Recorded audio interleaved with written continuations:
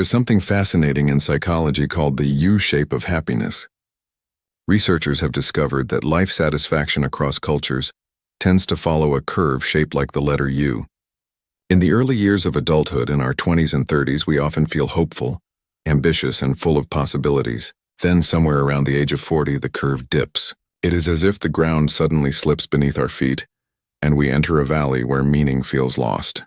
This is why so many people describe their 40s as a midlife crisis. Now, it doesn't happen for everyone at exactly 40. For some, it arrives earlier, for others later.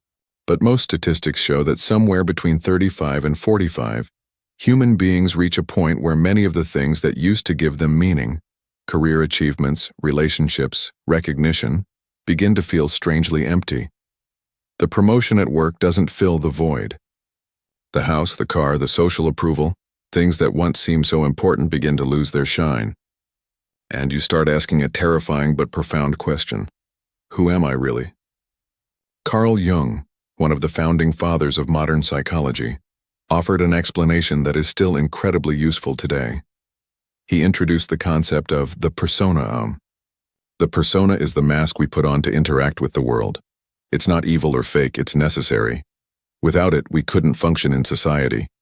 It helps us make friends in school, be taken seriously at work, play our roles as parents, children, or partners.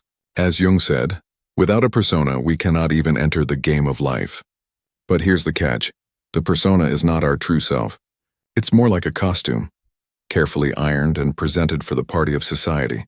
Think of it as the formal outfit you wear to an important dinner, polished, clean, flawless. But deep down, you know it's not who you really are. At home, you are different, more relaxed, more authentic. The first half of life, roughly up until 40, is often spent building and perfecting that mask. In our 20s and 30s, everything seems to revolve around it. Get the degree, land the job, start the relationship, raise a family, achieve the big goals.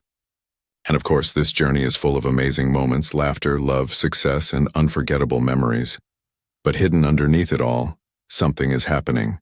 We are also pushing parts of ourselves into the shadows.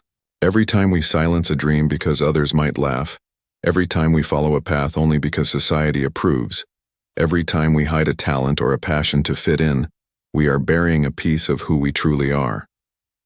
Jung called this the shadow, the side of ourselves that we deny, suppress, or abandon.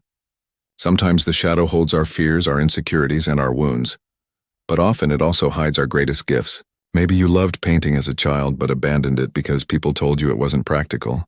Maybe you were passionate about music but left it behind because your parents wanted you to pursue a respectable profession. These forgotten parts don't disappear.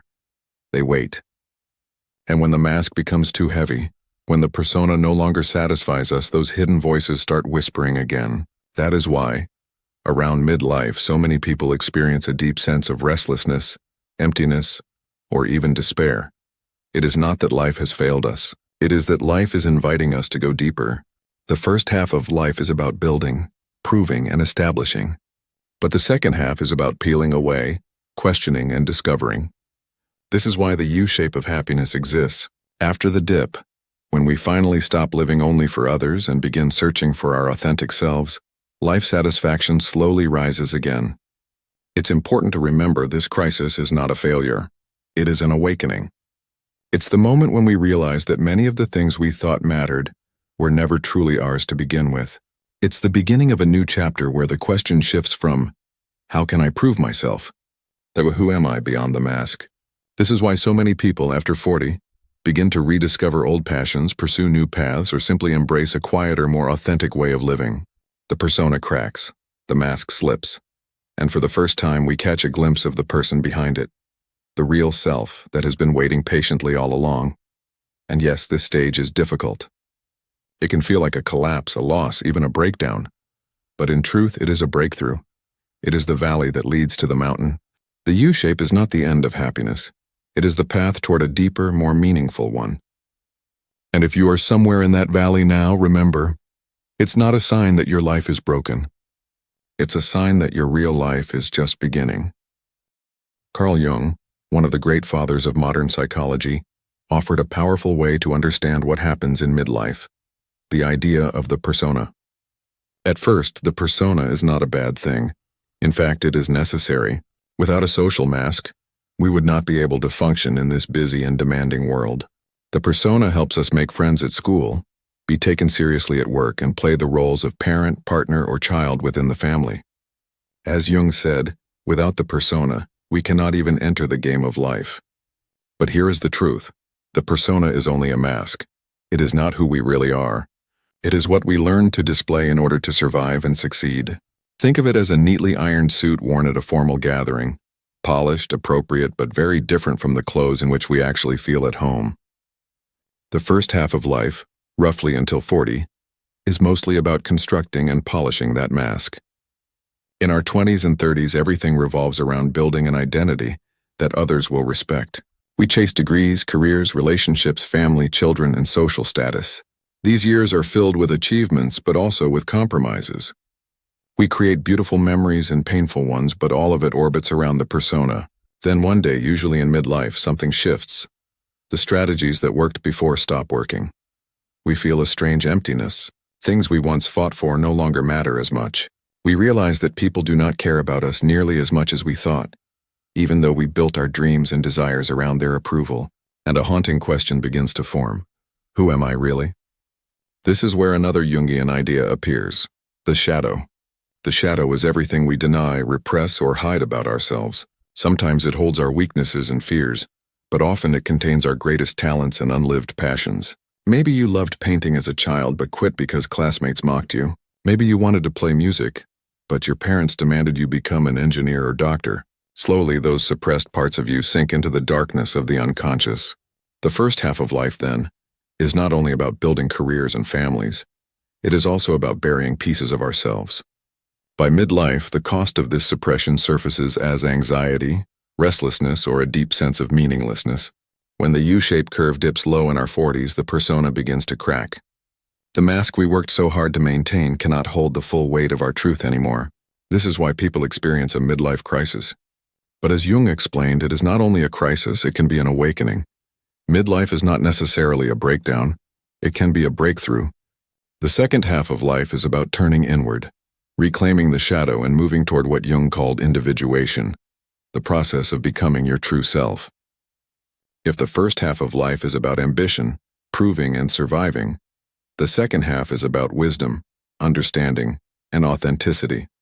Jung compared it to climbing a mountain.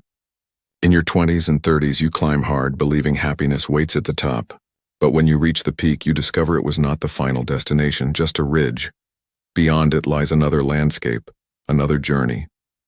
The afternoon of life is not governed by the same rules as the morning. We no longer ask, how do I prove myself? But rather, who am I and what truly matters? Individuation is not about rejecting responsibility or abandoning life.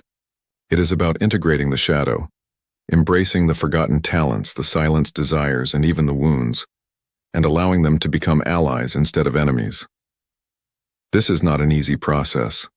That is why it feels like a crisis.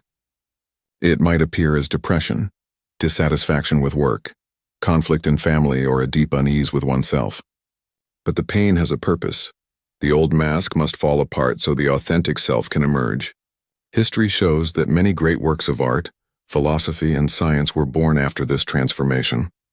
Leonardo da Vinci painted the Mona Lisa at 51. Socrates began teaching philosophy around 40. Viktor Frankl, after surviving the horrors of the concentration camps, wrote Man's Search for Meaning in Midlife. Jung himself entered a deep solitude in his late 30s after breaking with Freud, during which he produced the Red Book, a work that shaped modern psychology. The second half of life is often when human beings, no longer enslaved to their persona, begin to express their truest voice. So the question becomes, what is your voice? How do you want to be remembered when you are 80? This journey will be full of fear and doubt, but that is natural.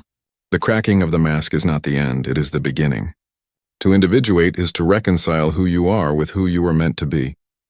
It is not about escaping life, but about embracing it more deeply,